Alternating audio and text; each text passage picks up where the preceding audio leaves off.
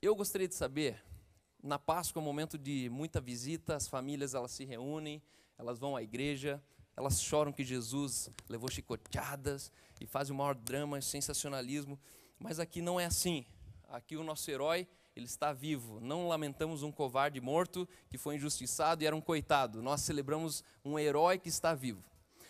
E por isso, nessa manhã, eu gostaria de saber qual é a maior família representada aqui nessa sala hoje.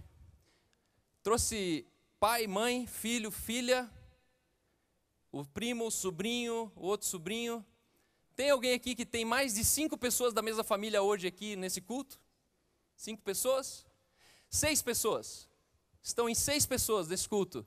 Tem uma mão levantada, 2, 7 pessoas nesse culto. 7 pessoas da mesma família. 7 pessoas da mesma família. O meu sobrenome, parente assim, em primeiro grau. Cunhado, tio, prima, sogra. Se trouxe a sogra aqui, vai ganhar um prêmio ainda maior. Aqui é um bom lugar para as sogras, pessoal. 7 pessoas? Parou? 8? 9? Tem 9 aqui? Mais que 8, não tem? Então eu quero convidar vocês 8 rapidinho, vim aqui na frente. E nós queremos entregar para você um presente de Páscoa. A Isaura. Uma salva de palmas para a Isaura, nossa voluntária. Ela preparou uma cesta de Páscoa com um belo ovo de Páscoa com cheesecake dentro, queijos finos da colônia Vitmarsum e um vinho que não está dentro dessa cesta, mas ele compõe a cesta.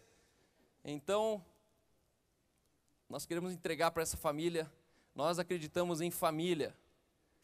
Família é a organização mais violenta de um país, e a gente gostaria de entregar para vocês em família. Ó, esse é para você. Faltou o Helder? Cadê o Helder? Para quem não sabe, esse aqui é um dos nossos lead pastors, e ele está fazendo bem a lição de casa. Ó, a família inteira dele. Pode chegar aqui no meio aqui. Uma salva de palmas. Pode vir mais perto aqui. Apresenta a família. Eu sabia que ia ter sexta, eu convidei todo mundo. Tô brincando, pessoal. Não sabia não. Não sabia não. Ah, muito bom. Isso aqui é minha irmã, Evelyn. Isso aqui é a Sofia, minha sobrinha. A Agnes, cara do tio, linda. Esse aqui é o Clériton, meu cunhado. Minha priminha Aninha. O meu primo Gustavo. Minha prima Vanessa.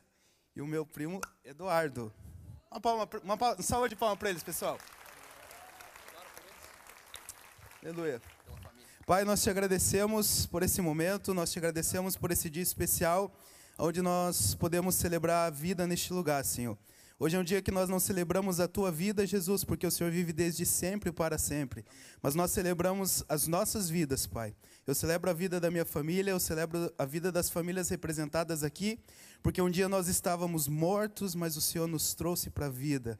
E hoje nós podemos celebrar, hoje nós podemos comemorar, Senhor. Hoje nós podemos nos assentar à mesa, à sua mesa, e celebrar a vida eterna que o Senhor conquistou para nós, Pai. Obrigado, Senhor.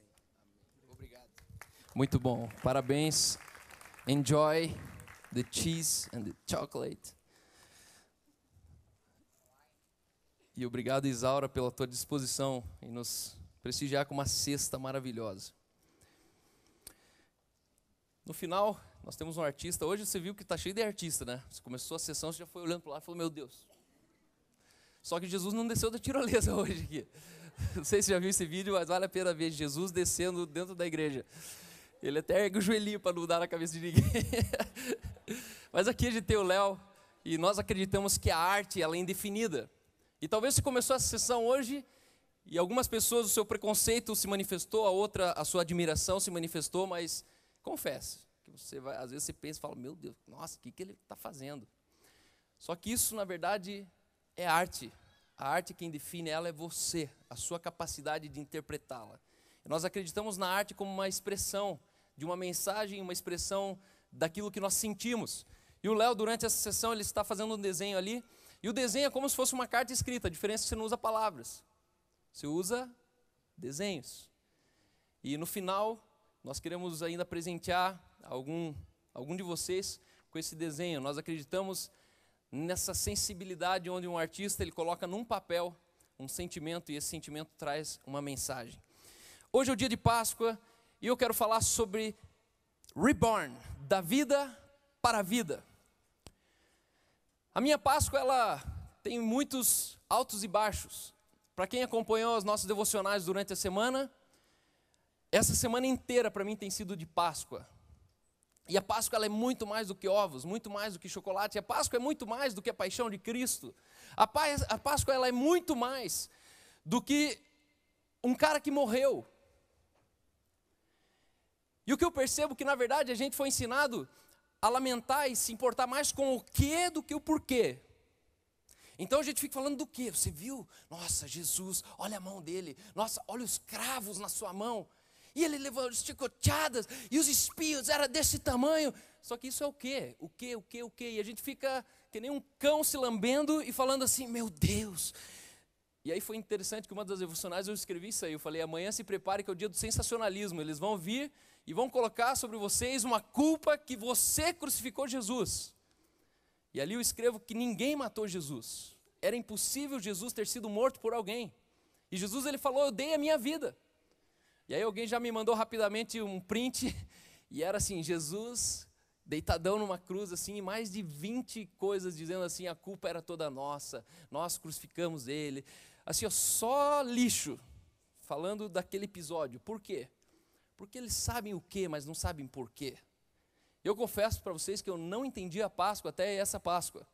Eu sempre falava, cara, Páscoa é Jesus. Jesus nasceu, é Páscoa, é Jesus. Só que você vai lá para o Êxodo e você vê que 1.500 anos antes já existia uma Páscoa. E aí eles falam, não, mas Jesus não estava naquela Páscoa. E é interessante, né? Porque dá a impressão que o BO aconteceu num feriado. Essa é a relação. A Páscoa já existia muito tempo antes. E a Páscoa, ela me lembra do meu passado. Em 2003, eu vivia numa casa de recuperação, e esse era meu pai.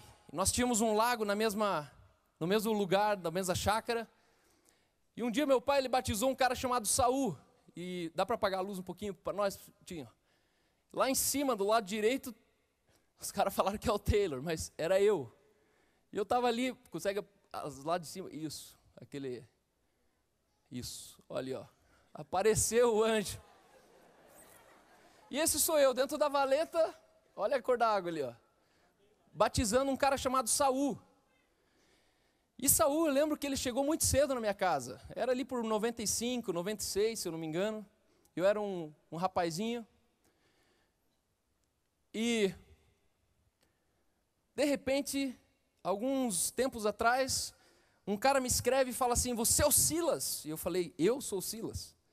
Se você me chama de Silas é porque você me conhece lá atrás, 15, 20 anos atrás. E esse cara, ele começou a acompanhar a igreja no cinema, começou a procurar um Instagram, começou a ver a gente, e de repente, todos os domingos, ele reúne algumas pessoas, a família, os amigos, e ele sempre, por 2 anos, ele entrou aqui hoje e falou assim, faz 2 anos que eu vejo esse lugar, e hoje eu estou aqui nesse lugar. Por 2 anos ele acompanha a igreja no cinema. Por 2 anos essa mensagem aqui, através dessa internet, chegou na casa de um cara. Só que eu não sabia quem que era esse cara. E aí, na última dedicação de crianças, eu fiz esse momento, e não sei quantos lembram desse momento, mas eu dediquei e nós abençoamos juntos como pastores 4 crianças, se eu não me engano. Era 4, né? E de repente, aquele cara que mandou aquele primeiro print, mandou o segundo print. E falou, nossa, esse é teu pai. E hoje você está fazendo a mesma coisa que teu pai fez comigo. E eu sou esse, no colo da minha mãe. E esse que está no colo da mãe dele é o cara que me encontrou no Instagram. O nome dele é Jonatas. E ele é o filho daquele Saul, que estava naquela valeta. E o Saul era um cara que era brilhante, só que tinha muitos problemas pessoais. Morreu tragicamente, vítima do consumo de drogas, álcool.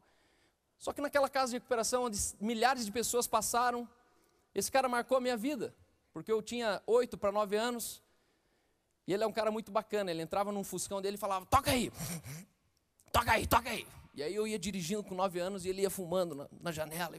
Não, vamos aqui, vamos aqui. E era um cara assim muito perigoso, estelionatário, louco de tudo, cheirado, cocaína. Só que havia um espírito nele. E eu andava com ele para cima e para baixo. E aquele cara ali se envolveu com uma mulher dentro dessa casa de recuperação. E daquele romance dentro da casa de recuperação, nasceu um cara chamado Jonathan Friedrich Stocker. E Friedrich é o nome do meu pai. E aquele BO ali, a gente nunca mais viu aquele casal. Anos mais tarde, ouvimos falar que o Saul morreu, foi encontrado morto em algum lugar, se eu não me engano, na praia, alguma coisa assim. E os anos se passaram, e 20 anos se passou. E um dia,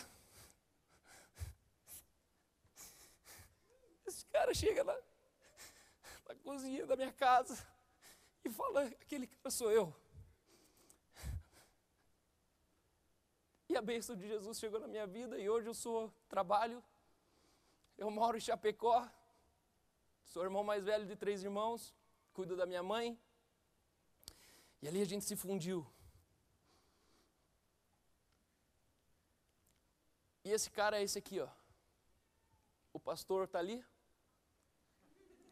E o Jonathan está aqui.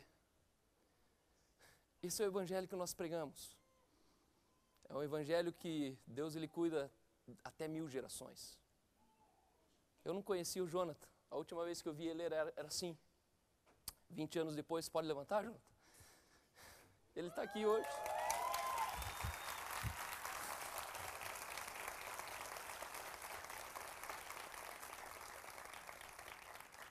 E ele dirigiu 480 quilômetros para estar aqui hoje, de manhã. Esse é o Jesus que nós pregamos. Um Jesus que é suficiente para acompanhar uma família de 3 órfãos e uma viúva.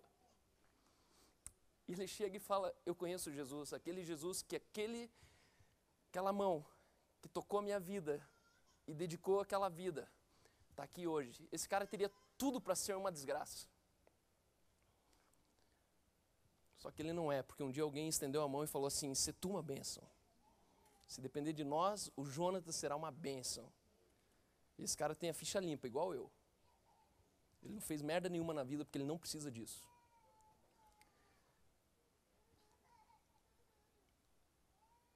Essa família dele, o irmão mais novo, e a irmã mais novinha ainda, e a mãe dele. E é um prazer, Jonathan, poder dividir esse culto com você hoje. Aleluia. Estamos falando da vida para a vida.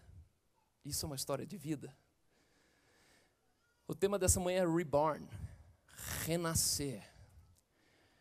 Em 99 eu tinha um amigo, e esse amigo ele me levou para dentro de um apartamento e ele me mostrou uma arara cheia de camisetas.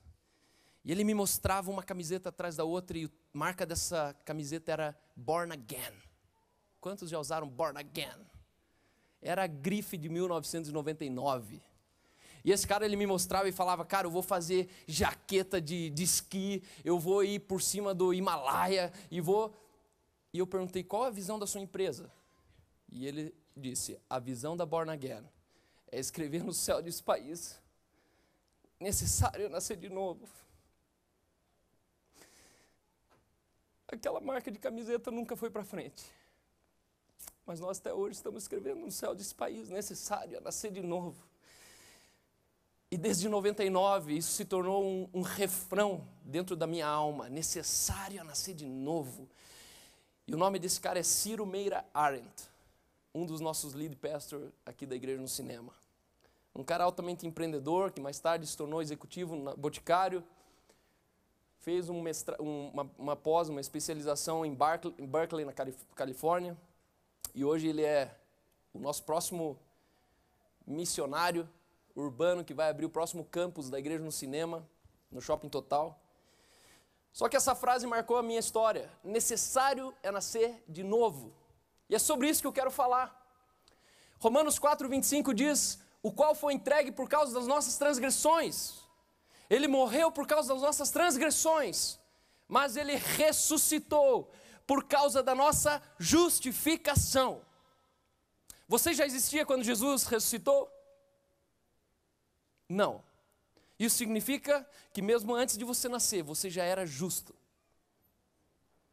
Cara, mas se eu já era justo antes de nascer, então quer dizer que eu já era justo antes de me converter. Bingo, é isso que eu estou falando. Esse texto está dizendo que quando Jesus ele sai daquele túmulo, naquele dia o mundo estava justificado. Naquele dia o Saul já tinha sido justificado. Naquele dia, o Lula já tinha sido justificado. Naquele dia, não importa quem, já estava justificado. Mas o fato é que Jesus morreu. E aí, alguns dias, minha esposa me chamou e falou, olha isso aqui. E o Google falou com ela, ou melhor, Deus falou com ela, através do Google.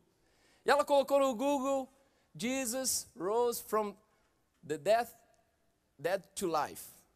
E olha o que o Google traduziu. Jesus rose from the dead to life. O Google traduziu isso. Mas isso não é verdade. No idioma inglês, ele ressuscitou da morte para a vida. E de repente o Google fala, não, ele ressuscitou da vida para a vida. E eu estou debruçado com esse negócio até hoje. Porque aí eu entendi o que realmente significou a Páscoa.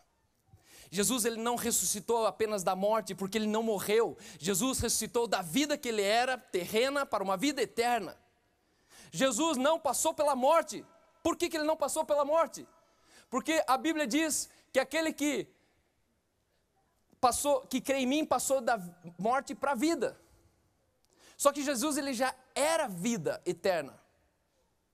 E a Bíblia diz, aquele que crê em mim, ainda que ele esteja morto, ele... E aí eu te pergunto, mataram Jesus? Jesus morreu? Não. E aí você fala, isso aí é muito louco. Aí você está me confundindo tudo. Bem-vindo ao clube dos confundidos. Mas João diz, não te admires de eu te dizer, importa nascer de novo.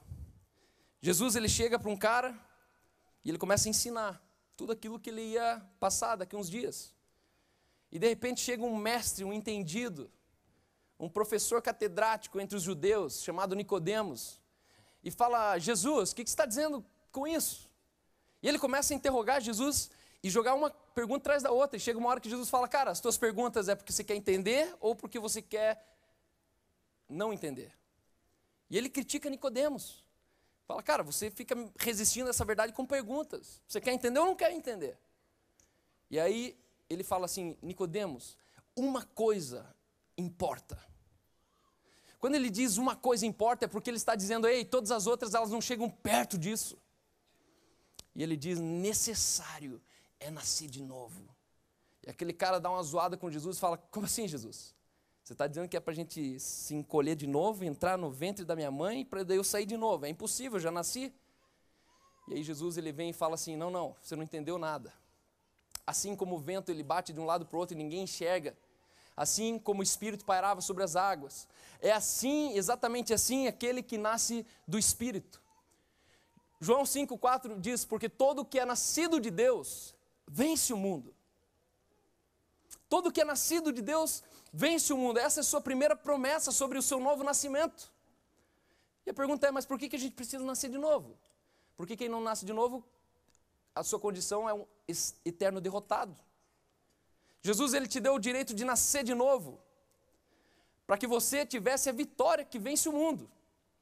E aí eu te pergunto, qual é essa vitória? E o texto segue dizendo, esta é a vitória que vence o mundo, a nossa fé.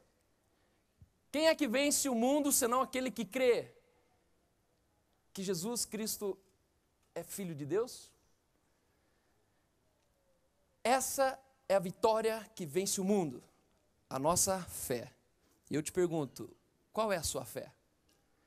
No que você crê? Qual é a verdade que orienta a sua vida? E o que eu tenho aprendido é que a fé, ela é certeza e a convicção. Certeza e convicção são duas coisas que não existem. Certeza e convicção são duas coisas que não são comprovadas. E aí entra a questão que a fé não é ciência. Porque o papel da ciência é comparar, observar e comprovar. Comparo, observo e agora eu comprovo. Naquilo que você tem provas, você não precisa mais de fé. Por isso que absolutamente nada na Bíblia é necessário que alguém prove nada. E é isso que Nicodemos estava falando. Jesus, prova pra gente como que nasce de novo. E Jesus, ele fala, é necessário ter fé. Essa é a vitória que vence o mundo. Porque a partir do momento que você comprova algo, você não precisa mais de fé sobre aquilo. E aí eu vejo o quanto a nossa religião, ela ensinou a gente a ser cético, porque eu só creio a partir do momento que comprova. Se você não provar, não vou acreditar nisso. Só que a fé é um passo atrás disso. Ninguém precisa me comprovar, porque eu creio. Isso é tão feroz, que a Bíblia resume essa atitude na vitória que vence o mundo.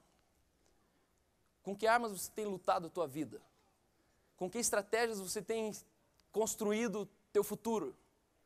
Baseado em que você tem buscado a vitória que vence o mundo? Na tua performance, na tua carreira, no teu currículo, no teu portfólio? Ou será que você entende que é a tua fé que vence o mundo? Eu vou ilustrar rapidinho. A fé é o momento que você fecha o olho, e assim como eu não enxergo nada que está fora de mim, é exatamente isso que acontece no meu entendimento. Nós caminhamos pelo aquilo que nós conhecemos. Então hoje, o que é uma realidade na minha vida comprovada? Que eu tenho 2 filhos. O que é uma realidade na minha vida comprovada? Que eu tenho uma esposa. O que é uma realidade comprovada? Que eu tenho uma casa. O que é uma realidade comprovada? Que eu moro no Brasil. O que é uma realidade comprovada? Que eu tenho uma igreja no cinema. Mas tudo isso é o que eu vejo. Só que não é isso que é para nortear a minha vida. Minha vida é para ser norteada pelo que eu não vejo. E aí começa o drama. Porque aí eu não vejo o próximo país que eu vou morar. Mas de repente eu vou morar. Aí eu não vejo o marido que eu sei que eu vou casar. Talvez você é solteiro e você não enxerga o seu marido. E aí você caminha pelo mundo baseado na sua solteirice. E não na promessa que você vai casar. E a vitória que vence o mundo é quando você caminha por aquilo que ainda não é sobre você. Aquilo que ainda não alcançou. Aquilo que ainda você não conhece, mas você tem fé. Fé é a certeza das coisas que se esperam. E a convicção das coisas que eu não vejo. Mas porque eu não vejo ainda, eu tenho fé e eu vou caminhando para isso. Eu tenho fé numa reforma nacional. E isso me move todos os dias, sabe por quê? Porque eu não vejo isso. Só justamente porque eu não vejo que eu uso minha fé para agir nesse sentido. E a fé, quando se chega diante do mar, os egípcios estão aqui atrás, você está com 2 milhões de pessoas e fala, não vou falar a palavra aqui, mas ferrou, para não falar outra palavra, encurralou. Se o mar não se abrir, tem que andar por cima. A questão que a gente fica pensando, será que eu corro para o lado? Será que eu volto e bato no egípcio? Só que a fé é a atitude mais fácil que você poderia ter numa situação crítica. Porque a fé é o que deu coragem para Moisés levantar um bordão. Fé é a alternativa mais fácil que você pode viver a sua vida. Porque ele tinha 3 alternativas. Uma que ele entrava pela água e atravessava nadando, alguns morriam no meio. A outra que ele voltava e se degladiava e alguns morriam no meio. E a outra, que é a mais fácil. Só que aqui menos dá coragem de fazer. Eu vou levantar o bordão e o mar vai abrir. Ei, você viver em fé não exige esforço, exige ousadia. Então, quando eu vejo uma pessoa de muito esforço, tentando nadar, tentando pelejar, meu irmão, a incredulidade ela não vai fazer você tomar a atitude mais fácil, que é erguer o bordão. Não é uma questão de performance, de desempenho. Em João 3,13, a Bíblia conta um momento que é muito interessante. E ela diz, assim como Moisés levantou a serpente no deserto para que o povo pudesse vê-la e crer. Moisés manifestou a fé em um povo que não tinha Espírito Santo.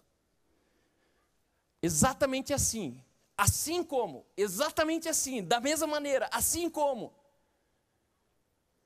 é necessário que o Filho do Homem seja levantado para que todos os que olharem para Ele com confiança e com a esperança legítima recebam a real vida, a vida eterna. Esse texto ele está se referindo a Números 21, há mais de 1.500 anos antes. E o texto de 1.500 anos antes diz, e o Eterno disse a Moisés, faça uma serpente e a coloque no alto de um poste. Aquele que for mordido e olhar para essa serpente viverá.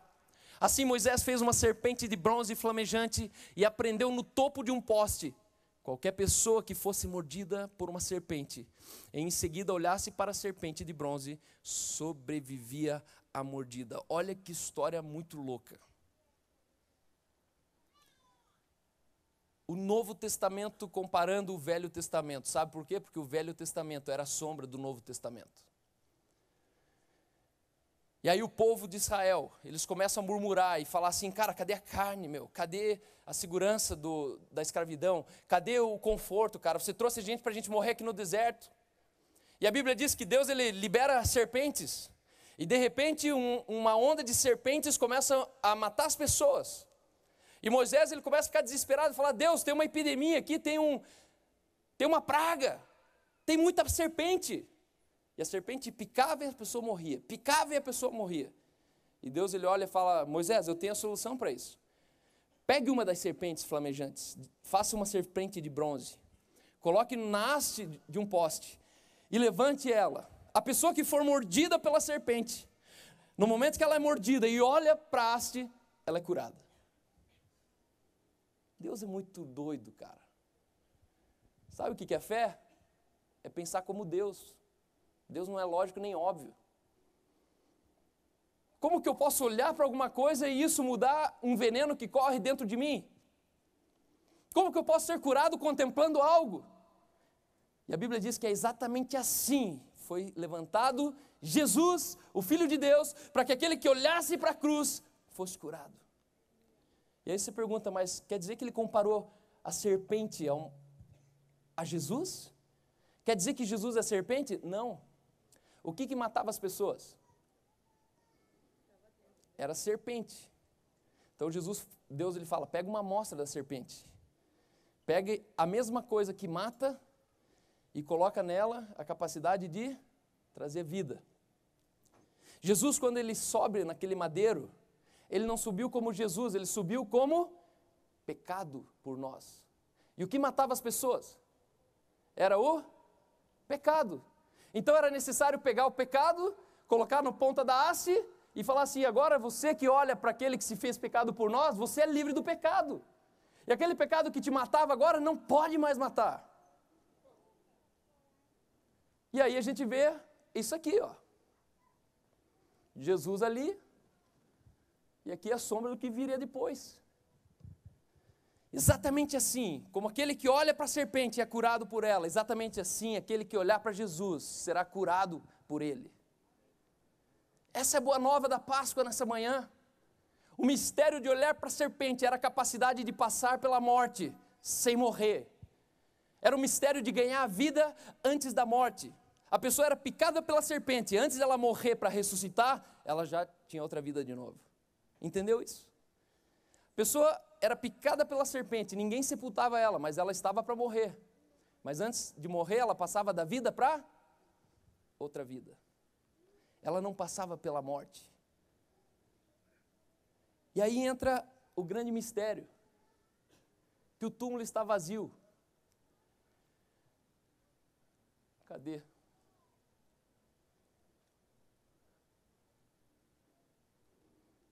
E essa é a diferença entre, aqui embaixo, cortou a tela. Renascer não é ressuscitar. A cruz trouxe de volta para mim e para você o direito de nós mas não ressuscitarmos. A Bíblia diz que nós estávamos mortos em delitos e pecados. E se com Cristo nós morríamos, com Cristo nós ressurgiríamos. Isso significa que nós morremos antes mesmo de nós nascer. Quando nós morremos com Cristo, eu ainda não existia, nem você. Mas isso é o que o mundo não entende. Agora que eu nasci, eu sou o Cal, eu vivo em Curitiba, eu tenho CPF, eu vivo no Brasil. Qual que é o sentido de eu nascer? Por que eu preciso nascer? Porque aquele que ressurge, aquele que ressuscita, se você fosse para ressuscitar, você ressuscitaria na velha natureza. Uma coisa que ressuscita, quando Lázaro ressuscitou, era o mesmo Lázaro que tinha morrido. Por isso a Bíblia diz que se alguém está em Cristo, ele é uma nova criação. Quem está em Cristo não é uma nova criatura, porque uma criatura ela ressuscitaria. Então, o velho Adão morreu, se eu for lá ressuscitar ele, o que nasce de novo? Continua sendo o velho Adão. Só que Jesus ele não nos ressuscitou da morte. Jesus ele nos deu o direito de renascer da vida. E esse é o mistério da vida cristã que nós precisamos espalhar por toda a terra. É tempo de nascer da vida para a vida. Quando nós estamos aqui de manhã e nós perguntamos, quantos aqui gostariam de nascer de novo? Nós não estamos falando que você é morto. Nós não estamos falando que você é um pecador desgraçado, porque você já é justo. Olha o mistério. Nós fazemos apelo hoje xingando o cara de pecador, condenando ele depois da obra da cruz. Só que a Bíblia diz que a ressurreição de Cristo nos justificou. Então nós éramos pecador antes disso. Mas depois disso, um pecador, ele já é justo. Ele não é pecador, ele está justificado. Porque o pecado, o justo se fez pecador por nós. Por causa da cruz, Jesus se fez pecador por nós. E por causa disso, hoje, nós temos a vida. Hoje nós não precisamos morrer para nascer de novo. O que nós precisamos é passar da vida, que nós temos hoje, a bios, para a vida eterna. Por isso a Bíblia diz, eu sou a ressurreição e a vida. E o que crê em mim, não vai ressuscitar. Ele está falando o contrário. Ainda que morra, ele permanece vivo. Quando você nasce da vida para a vida, você não morre mais. O teu corpo dorme. Você desliga essa bios. Essa bios aqui, ela tem organismo. Essa bios tem um sistema cerebral. Essa bios tem um sistema cardíaco. E quando dá uma pane nessa carroceria aqui, isso não significa que você morreu, porque você não morre mais. E esse era o mistério, que Jesus ele está ali, crucificado na cruz. Só que ainda que o corpo dele desligou, quando ele diz, está consumado. E o corpo desfaleceu. Eu imagino Jesus descendo da cruz, indo até o túmulo, porque ele não era o corpo mais. Só que percebe que Jesus era eterno? Então ele nunca morreu. Crucificaram o corpo de Cristo, mas nunca Cristo. Exatamente assim como Cristo. E aí entra o mistério, não é que Cristo ressuscitou, é que ele nunca morreu. Porque ele já era eterno. A gente aprendeu que ele ressuscitou, mas na verdade é para a gente entender que o corpo dele, que estava desligado na cruz, esse corpo ressuscitou, mas ele já estava vivo antes desse corpo. E a boa nova é que ele está vivo. A boa nova é que naquele dia, ontem eu escrevi essa devocional, naquele sábado à tarde eu fico imaginando aquela tumba fechada. E eu fico imaginando que ali foi o octógono mais importante da história. Porque a Bíblia diz que ali a morte foi sepultada. Jesus ele pegou a morte e ele falou, meu irmão, nós entramos junto aqui, só que agora eu saio e você fica. Jesus sepultou a morte, porque a morte tem um aguilhão, e o aguilhão da morte é o pecado. Pelo pecado, a morte entrou no mundo. Isso significa que sem pecado no mundo, não havia morte. E qual o sentido da Páscoa? Que Jesus pega o pecado, e aquele pecado que entrou no mundo pela ofensa de um só homem, ele pega esse pecado e ele sepulta esse pecado, e aquele túmulo se torna a porta de saída de um pecado que não existe mais. O pecado não existe mais. Ah, pastor, aí você está pegando pesado, não volta aqui domingo que vem. Que bom, graças a um desses que você está sentado hoje aí, que tem lugar para você.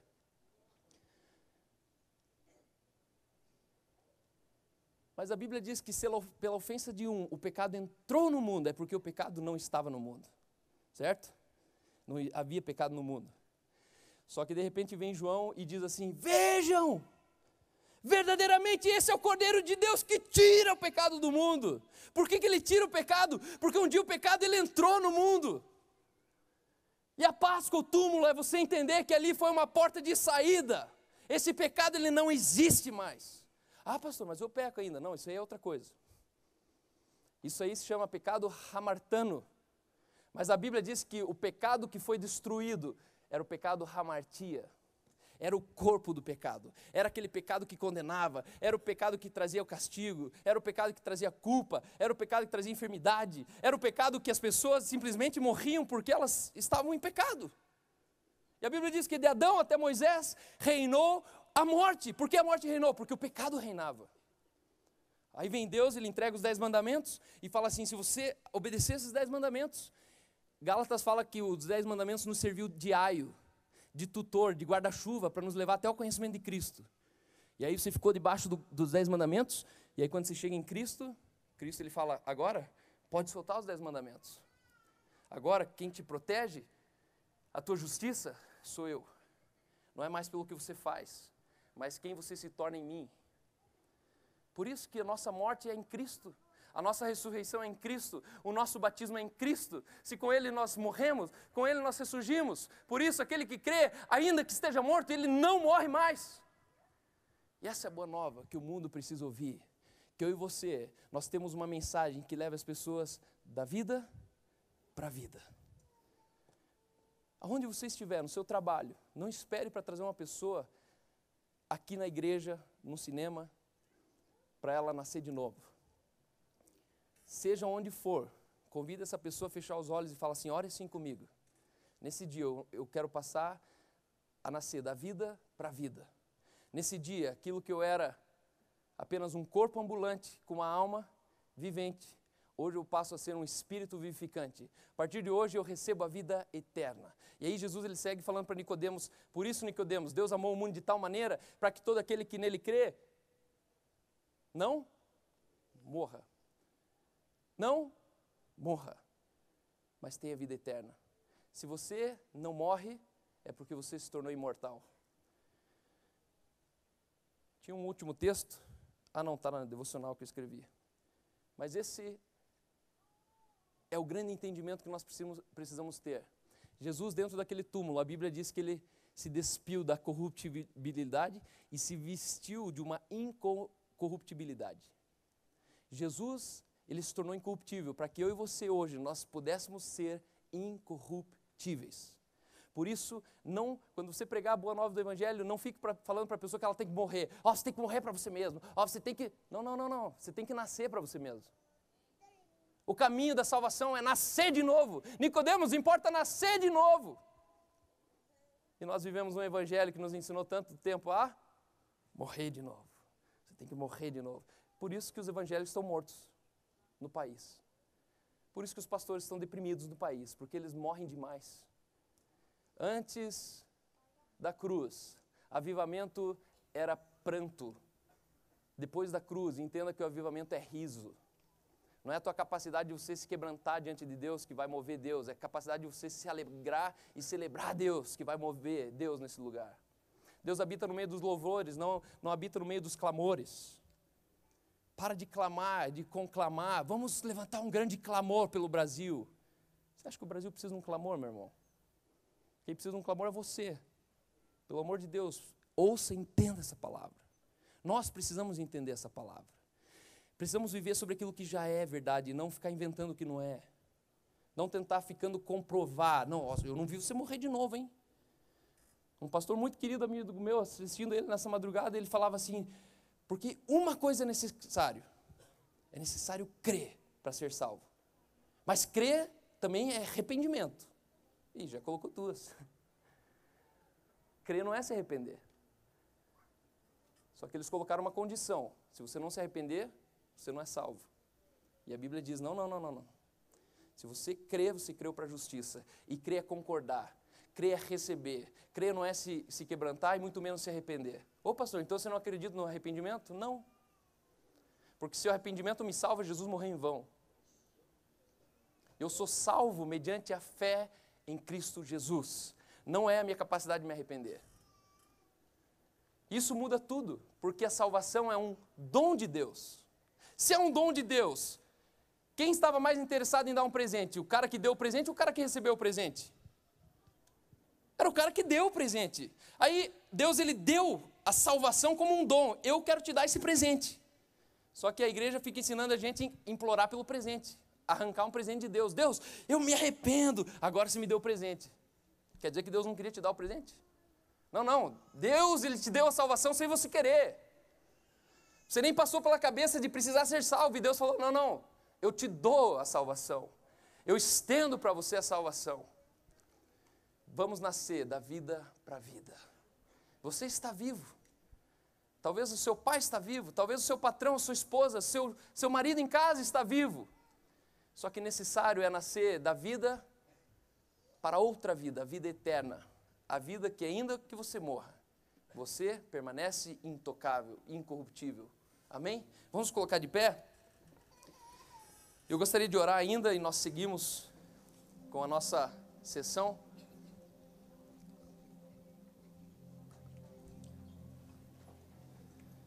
Terminou? Eu gostaria de saber quem que é a pessoa mais antiga do nosso meio. Para não dizer mais velha. Acima de 40 anos. Quem tem mais de 40 anos aí? Levanta a mão. Ó, aí já é uma galera, hein? 50 anos. 50? Cadê os 50 anos aqui, ó? Tá enganando a gente, hein? 60 anos. Alguém com 60? 65. 65 anos. 65? Alguém com 65? 64? 64, só você? Então vem aqui retirar o teu presente. Léo, quer explicar pra gente? O Léo vai explicar pra gente aqui essa obra. Cadê o presenteado?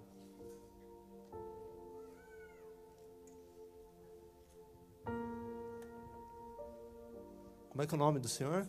Edson. Então, Edson, mostra lá. Eu via como se fosse uma estátua. Essa estátua é bem conhecida, a estátua de Davi. E ela ganhava vida, ela se quebrava, né? Não importa o quanto na sua vida já tentaram botar marcos na sua vida e falar assim, olha, aqui é o teu lugar. Mas você foi feito para andar na eternidade. E é isso que eu vejo quando eu desenhei isso.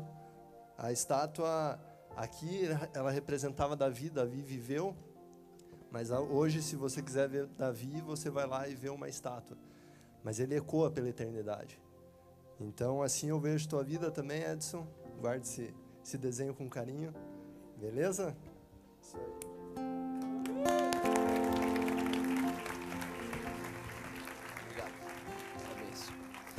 Jesus, obrigado, Senhor, pela vida de tantas pessoas, famílias que estão aqui nessa manhã. Obrigado, Jesus, porque nós temos a vida. Obrigado porque o nosso herói está vivo. Ele não morreu derrotado. Ele não foi apenas humilhado. Porque a humildade venceu a humilhação. E porque ele era humilde, ele permaneceu intocável.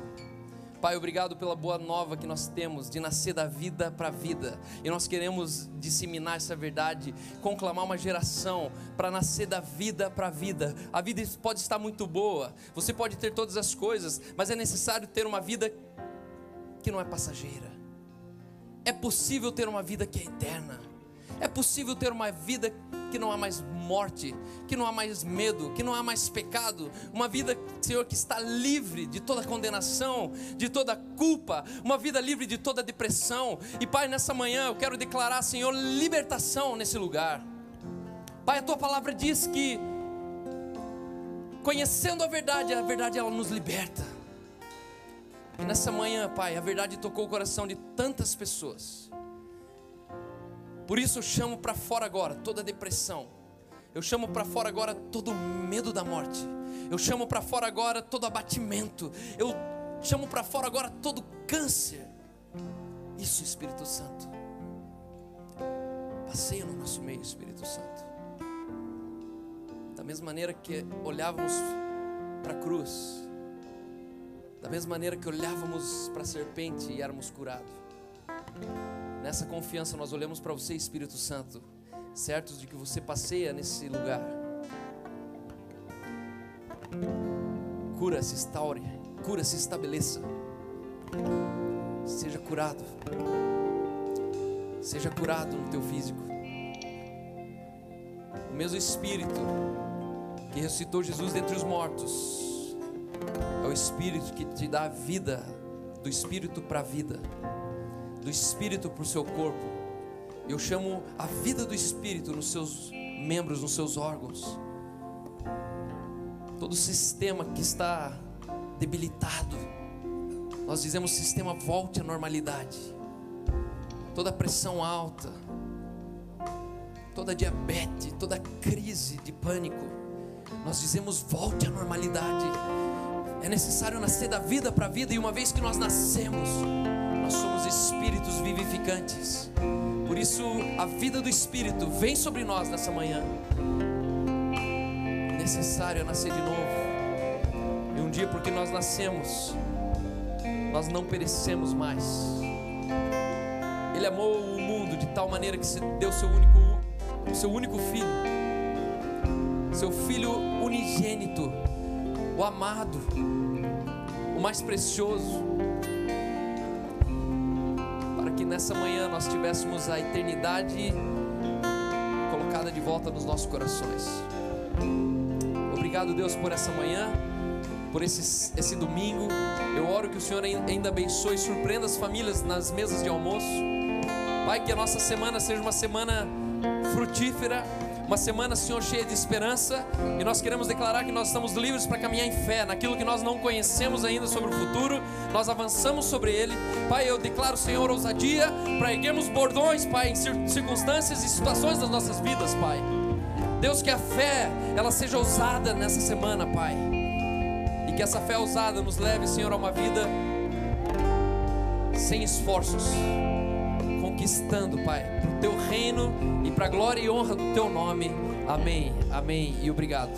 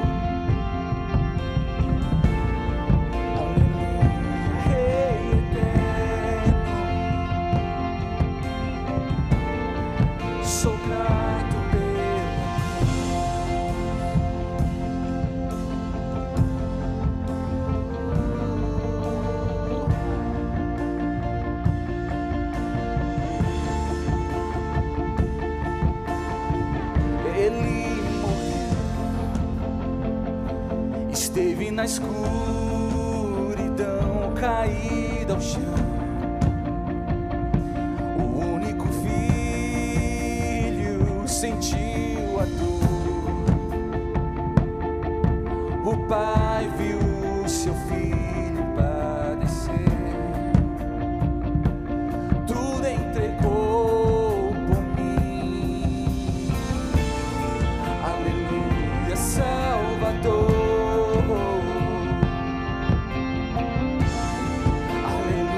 Amigo meu, aleluia, Rei eterno, sou grato pela cruz. O dia em que só havia escuridão, então surgiu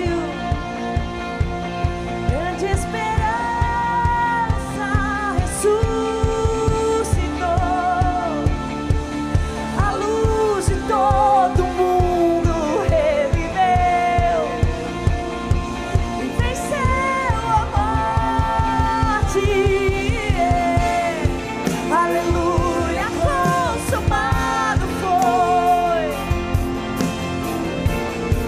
Aleluia, terminou. Aleluia, Rei eterno. Sou grato pela cruz. Aleluia, consumado. Aleluia, terminou. Aleluia, Rei eterno. Sou grato pela cruz. Sou grato pela cruz.